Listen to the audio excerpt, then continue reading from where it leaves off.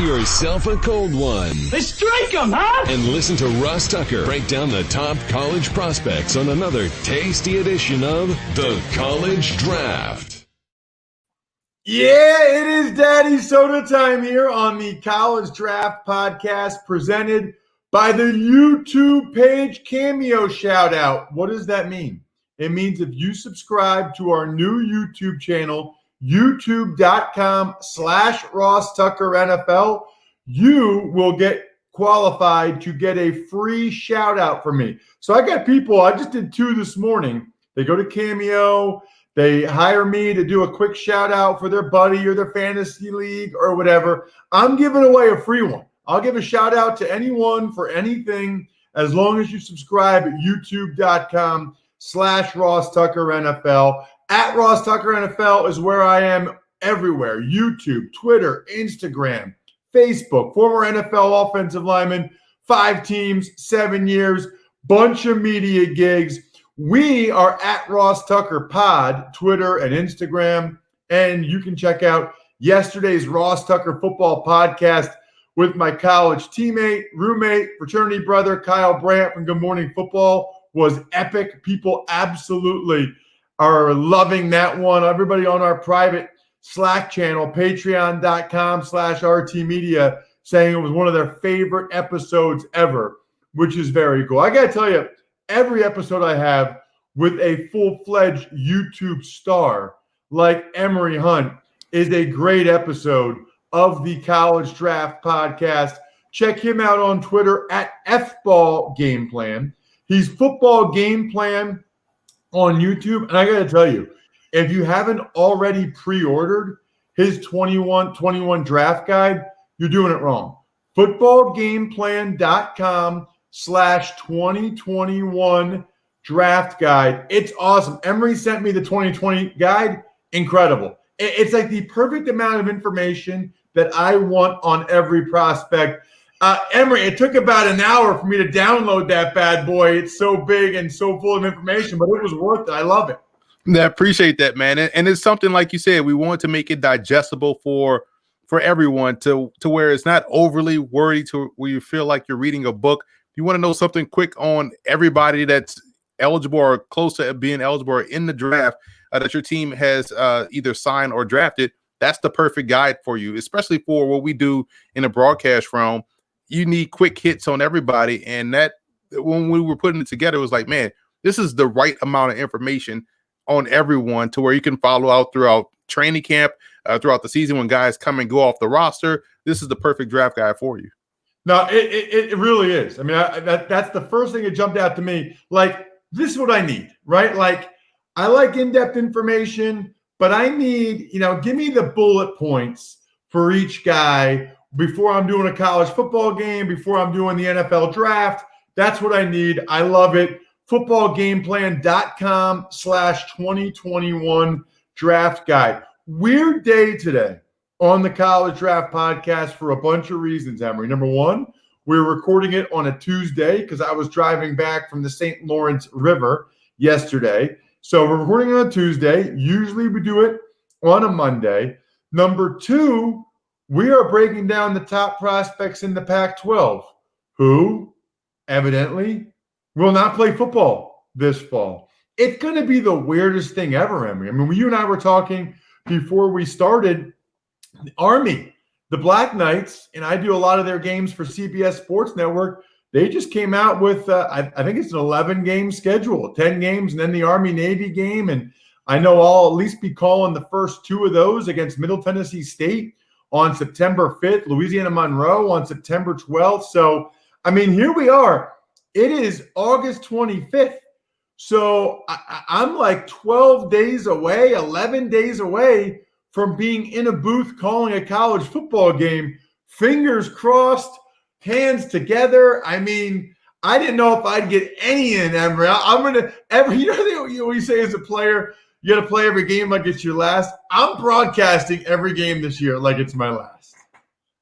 Yeah, it's funny, and I'm happy that you're going to get on those calls for Army, especially that UL Monroe game. They have a pretty talented tailback that I think you really like in Josh Johnson. But when I saw that the MEAC will play in the spring, I instantly got hit up and was like, man, so are we calling these games in the spring? Like, yep, absolutely. I'm like, all right. So now I'm looking forward to the spring to calling these Morgan State games. And it's just like, I know that feeling that you have, like, man, it can't get here fast enough because I don't want to lose this opportunity, because you never know if we're going to have college football this season. So you got two great games, and you have Army's schedule is impressive. And I think Army is one of those teams that could flirt in this weird year with an undefeated record. So you said it exactly right. I mean, there's a chance I'll do some games in the spring too. I mean, this is all uncharted territory. I don't think anybody really knows what's going on. We know right now that there will be no Big Ten, Pac-12, or Mountain West football in the fall. And really, I don't know. Correct me if I'm wrong, Emory. I don't think there's any D3. I don't think there's any D2. Are there any FCS conferences still trying to play? It's all independents right now in the FCS, as far as teams are allowed to go out and schedule their own games. So you have Central Arkansas with a 4-game schedule. You have Stephen F. Austin. Now the Southland Conference is not playing, but you do have Central Arkansas playing, and you have Stephen F. Austin going out there and scheduling games. So individual teams are scheduling, and we actually kick off college football this weekend with Austin Peay in Central Arkansas in the FCS Kickoff Classic. So that's going to be interesting. That game was actually moved to 9 p.m. Eastern time on Saturday just to take advantage of the prime time schedule. So we do have one college football game kicking off, and that just shows you how wild it is right now in the FCS as far as scheduling is concerned. Wow. All right, well, let's get to the Pac-12 studs. Several of these guys, at least I know a couple of them, have already decided to declare for the NFL draft.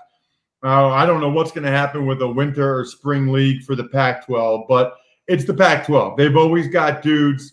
We'll start with the big offensive tackle out of Oregon, Penei Sewell. Been an awesome player the last couple of years. I called one of his brother's games. A couple of his brothers played it at Nevada. He went to Oregon, and this is a terrific, terrific player. Yeah, I love the contact power he makes when you are firing off the football, whether it's in the run game or, when he sets up in pass pro. The contact he makes with the defender puts him at an advantage, because he's able to slow that guy down. And in the run game, he's able to wash him away or really drive him off the ball. So I think with him, it's more about the sheer strength that he has. He has some technical issues that he has to clean up, like his hand placement to me is a bit inconsistent, but his raw power and strength gives him a chance on Sundays. Yeah, and I think that's the next time we'll see him play is on Sundays, because what a shame. Let's stay out there. Another guy that I guess there was some speculation that maybe he would turn pro. He didn't, and that's Paulson Adebo, the corner from Stanford.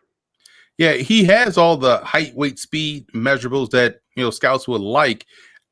Personally, I think he's either a specific scheme fit for a team, or will probably be best suited to play safety.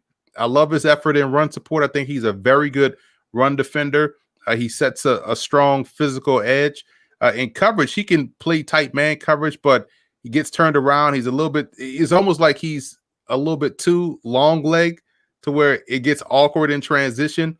So he has to either play tight man coverage, or if he plays off, it has to be mainly a zone coverage where he can, really react and drive on the ball. But I think being a pure natural corner, it's almost like Malcolm Jenkins when he was at Ohio State. You saw him play corner and played it well, but you kind of saw that he will probably have to transition to more of a safety role at the NFL level because of what he's going to see down to down from an athleticism standpoint at that position. So I think that's why he went back, to try to clean up some of those that rawness in his game. But I do think he's probably more suited to either play specifically in Seattle or Minnesota, or move to safety.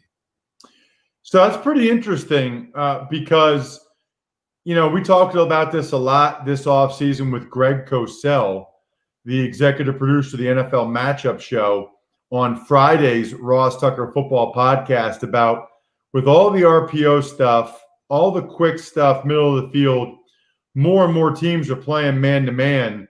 If you can't play man-to-man at a high level, it's tough to play out there now. I mean, it sounds to me like you're saying he would have been a real good maybe cover 2 corner back in the day, but that's not really the game for many teams anymore. Exactly. And you look at a guy that made the transition from safety to corner and had some struggles, but also had some wins. And that's Trey Flowers out there in Seattle, who was at Oklahoma State, was a safety, and they moved him to corner. But again, you're right. If he was playing in an old school classic cover 2 scheme, he'd be ideal. Those old Bear defenses, with Charles Tillman and Mike Brown out there at safety, catching every interception that was a tip pass, he would have been ideal there. But I think now it's like, man, you worry about the fluidity as far as, it being a change of direction type game. And I don't think he has the hips right now for that. Next up is a wide receiver I'm very familiar with, having called his game in the U.S. Army Bowl. He actually played in high school with J.T. Daniels, the former USC quarterback who's transferred to Georgia. They both played at Modern Day High School, and that is Amon-Ra St. Brown. He's had several brothers play FBS ball. Equanimous St. Brown, one of his brothers, is with the Green Bay Packers right now. And I don't know what he's done in college. I haven't followed him as closely, Emory. I just remember in the U.S. Army Bowl, he was just smooth. I mean, I wasn't blown away by his size. He didn't have like lightning speed. He was just good. I mean, he was just good and got open and caught it and smooth and very, very confident. I'm glad you brought all of those things up, because that is how you would aptly describe how he plays, man. He doesn't wow you with his breakaway speed. He's not 6'5", 230 or something like that. But you like his smoothness and you like his versatility. He can play across the board. You see him at X, at Z, inside at the slot position. He tracks the ball really well. He is able to comfortably catch the ball in traffic. Is not afraid of contact. He's able to focus on the ball when he's in a contested situation. He reminds me a lot of Marvin Jones. There's nothing spectacular about Marvin Jones's game. He's just a very good football player, a guy that you definitely want on your team, and one that's always seeming to get open. And I see the same things with Amon-Ra St. Brown. Interesting. I love when you have an NFL player comparison, and you can't force it. Doesn't happen all the time. We know that. But I do think it helps people visualize sort of what the guy is somewhat similar to. You're not saying he's going to be Marvin Jones, but just an idea of kind of what he is. All right, let's get to another Oregon Duck, and that is running back C.J. Verdell. This is one of the more explosive backs in the draft class, or that's going to be in the draft class. I'm a big fan of his game. I love his short area burst and explosiveness. I love his decisiveness as a runner.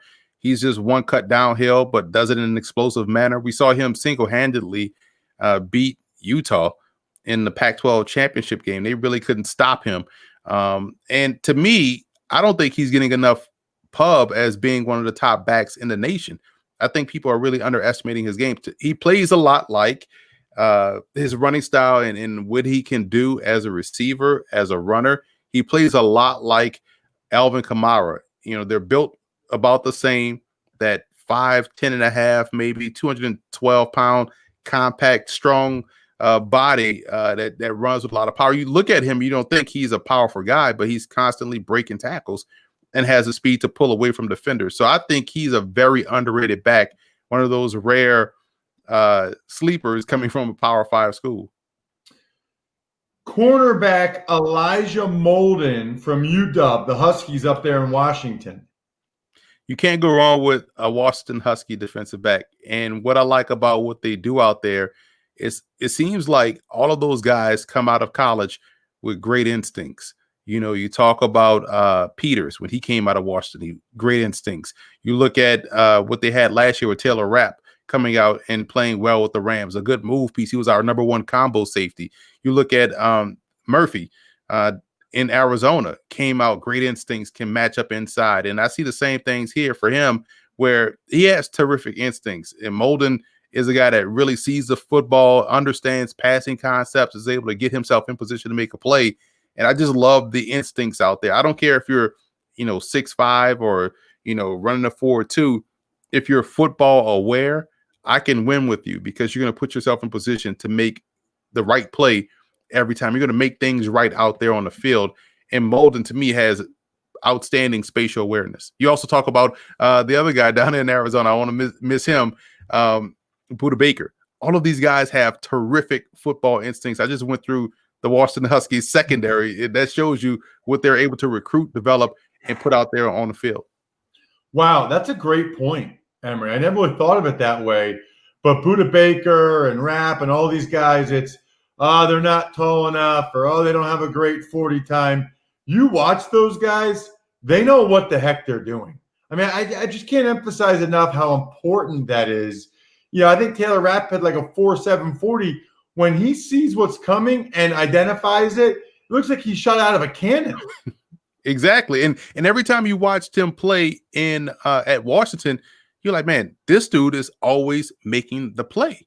Like, it's like he was like Tyrann Mathieu in the sense that, he's always where he needs to be, regardless of his size or speed limitations. He's where he needs to be. He's making a play. He's a good open field tackler. He's making game-changing plays. Like, man, that's a guy I want on my defense. Let's get to another offensive tackle and another guy that was in the U.S. Army Bowl who I watched very closely. He was extremely impressive, and that's Walker Little from Stanford.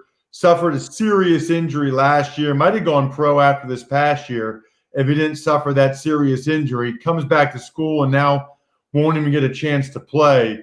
But he is – you look up left tackle, 6'8". I mean, he's got a lot of the measurables you're looking for. What have you seen from him so far in his time out there in the Bay Area?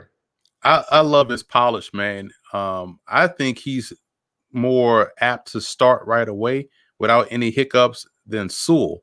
I like Little a lot, man. I like his hand placement. He keeps guys at bay.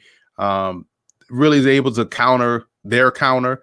And in the run game, which is something that Stanford it predicates himself on, I think he does a solid job. I think he can be a little bit more assertive there. But his pass pro was impressive. You go back and watch the Northwestern game and how initially they started out with Joe Gaziano, who's a terrific pass rusher. I think he set their all-time sacks record at Northwestern. Is now with the Rams.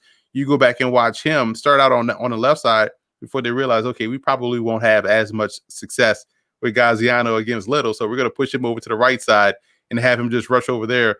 And he was productive on the other side. But Little is a guy that is, a franchise left tackle, in my opinion. Really good hand placement and technique. He's a solid, football player, one that has gotten developed nicely. And I'm glad to see that he was showing those traits in the high school All-American game that you spoke of. Yeah, he was impressive, man. I mean, he was good. He looked the part, consistent all week. He looked like he had Stanford written all over him without any question. Speaking of written all over, I have been telling you guys about the DraftKings Sportsbook app a lot. I'm going to tell you about something different today, something near and dear to Emory's heart as a big fantasy guy. That is the DraftKings DFS app. DraftKings is the leader in one-day fantasy sports. They're celebrating the return of sports by giving away up to $100 million in prizes to all of their customers, including one lucky winner who will take home a $1 million cash prize. That is crazy. To claim your share of up to $100 million in instant giveaways, all you have to do is download the DraftKings app and sign up using promo code Ross. Then you can enter the DraftKings free football survivor pool. Is there anything better than survivor pools? No, there's not. I love survivor pools so much. Download the DraftKings app now and use promo code Ross to claim your share of $100 million in instant giveaways and put yourself in the running for the $1 million cash top prize. That's promo code Ross to get your share of $100 million in prizes only at DraftKings. Eligibility restrictions apply. See DraftKings.com for details. Here's the deal. This is not the DraftKings Sportsbook app, which I love. where only a few states are legal. This is like everybody. I mean, this is get the DraftKings app, put in the code Ross, go get some of that $100 million. You owe it to yourself. You also owe it to yourself to hear Emory Hunt break down Oregon State linebacker. Is it Hamilcar Rashed? How do you say his name? You got it correct. You got it All correct. right. Hamilcar Rashed, the linebacker from Oregon State. Got to be honest with you, this doesn't happen often. I know nothing about this dude, Emory. Enlighten me. Yeah, very solid all-around linebacker. There's no wasted movements in what he brings to the table. He takes specific, direct, aggressive angles to the ball. He's not over-aggressive. He's able to play with poise and play with that controlled aggressiveness that you want at the point of attack. He pursues the ball really well. He's a impactful tackler, and he does a great job of making plays that come his way. There's rarely a situation where he's going to miss a tackle or doesn't set the edge, or take a slice inside when he's supposed to stay outside. He does everything you're asked to do, and he also can pressure the quarterback. He does it with power. He can beat you around the corner with a nice dip under move and accelerate to the QB. So he has good all-around game. It's not surprising to see him on the Senior Bowl watch list that came out this past weekend. Quarterback from Oregon, Anthony Brown. This is interesting. A year after you have tell me about Anthony Brown. Yeah, I saw a lot of him at Boston College, and he transferred from BC to Oregon to perhaps win that job and play as a grad transfer. But he was going to have to compete with the guy that was already there, the incumbent. But Brown, to me, I saw improvement in his game every year at BC. And when he improved, so did that BC offense, because we know Boston College was primarily the East Coast version of Stanford. They're going to run the football with all those tight ends. They're going to bludgeon you to death with some back that's 6 feet, 700 pounds, but got quick feet and acceleration, and this probably was a state power lifter. So they always had the same formula. But when they got Brown there and they were able to extend the passing game and push the ball vertically down the field with a guy that was a former quarterback in Jeff Smith that's now with the Jets that plays a wideout, it became a more balanced offense. They became a dangerous football team. So you saw Brown get better every year. He has a rocket arm. Like those in-breaking routes, he's going to hit those all day. His comp for me is Tavares Jackson. When you see a guy that can drop back and just live all day on those intermediate in-breaking routes or those deep comeback routes, that's where he can make his money. He's good off play action. He has good athleticism, so he can be a +1 in the red zone if need be. He had the injury, the ACL. So I think coming back, that's why he went to Oregon, wanted to get, show that he's healthy and ready to go. But I think he's an underrated player because of what he was able to show at Boston College. And playing in that pro-style offense out there in BC, I think shows a lot of what he can be at the next level, at least as a QB2. I think he could be a solid reserve because he has some traits that you like. He has some good leadership skills that you want to see. You've said it before. I think we've mentioned it, but I want to make sure everybody knows what you mean when you say +1 in the running game. Talking about a guy that, because you know how the defense always usually has the advantage of playing 11 on 10, but because you don't account for the quarterback that can move. But if you have a guy that can move around and be an asset with his legs, it levels out the playing field. It makes it an 11 on 11 game. So when you have a +1, now defensively, you have to really be, correct in your pursuit angles. You have to really play sound defense. You have to be gap sound. You can't have that extra guy just drop back in coverage. You really have to be aware of the quarterback at all times because he can really break, contain, and throw off everything defensively if you're not cognizant of his ability to move around. And that's something that Brown does. Now, he's not Lamar Jackson. He's more of, like a Tavares Jackson, a guy that can pick up those cheap yards. He's like let's say a Josh Allen that can, drop back, nothing's open, scramble, and make a play. So you still have to worry about him. And inside the red zone, using his athleticism as an asset helps aid the run game, helps keep you honest defensively, and helps open up some passing windows on the back end and when you're trying to throw the football off play action. You mentioned the run game. Not very often you talk about the run game or a running back from Washington State, but we're going to do it with Max Borghi. What's interesting about him is we talk about specific fits and roles at the next level. For him, I think it's the same thing. You wanted to see him be more of the traditional standard tailback that can be in, down out. But I think his role at the next level is more specific. He's your quintessential third down back, a guy that you want to get out on the perimeter and allow him to work on a linebacker. You could run him on sprint draws and things like that. But I think he's best suited to be more of a complementary guy. I love his ability in the passing game. He has good quickness. He's able to make a guy miss in space. So you want to get him out on the perimeter. And I think he's more of a matchup piece than opposed to your traditional tailback. I think people are probably viewing him in a traditional tailback scope. But I think his role would probably end up being more specific than that, to where you want him on the field. He can be that Austin Eckler type for your offense. I know Eckler is expected to be the starter for the Chargers this year, but I think his role should be more specific to what it was prior to Melvin Gordon leaving. So I remember Max Borghi. I did Washington State against Houston last year, and he absolutely flashed and showed some plays in the passing game for sure. Let's wrap it up with a D tackle from USC, Jay Tufele. Tufele is quick off the ball. He's kind of one of those old school USC interior linemen. Remember back when they had the new edition of the Wild Bunch out there on the defensive line, guys that were able to quickly pressure on the inside. I think his short arms will keep him from playing, let's say, a 5 tech, being a versatile enough player to play across the defensive line. But interior, as a 1 or a 3, he definitely has that ability because he's quick off the ball and he gets good. He's playing with good leverage too. I like how he's able to quickly get in the backfield, but still stay square enough to where he can redirect and make a play. And I like that about his game. He's another guy that could have came out last year. But I think, when you look at what he's able to do up front and be disruptive and, destroy blocking assignments on the inside, but also play with his eyes, he's a very impressive prospect.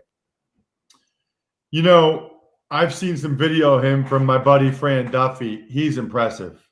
With his hands and his ability to get off and stack all linemen and shed them. He is very impressive. Almost as impressive as Emory's draft guide. Footballgameplan.com/2021 draft guide. You absolutely have to check it out. And check out today's Even Money podcast as well. It's our first official bets of the 2020 NFL season. Our AFC season win total bets should be awesome. Check out Emory on Twitter at FBallGamePlan, Football Game Plan on YouTube. I'm at Ross Tucker NFL everywhere, at Ross Tucker Pod as well. Even Money podcast will be posted later today. Our first official bets, AFC season win totals. You do not want to miss that. Other than that, the keg is kicked. We are all tapped out. Thanks for listening to the College Draft Podcast. Make sure to also subscribe to the Ross Tucker Football Podcast, Fantasy Feast, Even Money, and The Business of Sports. All available at Apple Podcasts, rosstucker.com, or wherever podcasts can be found.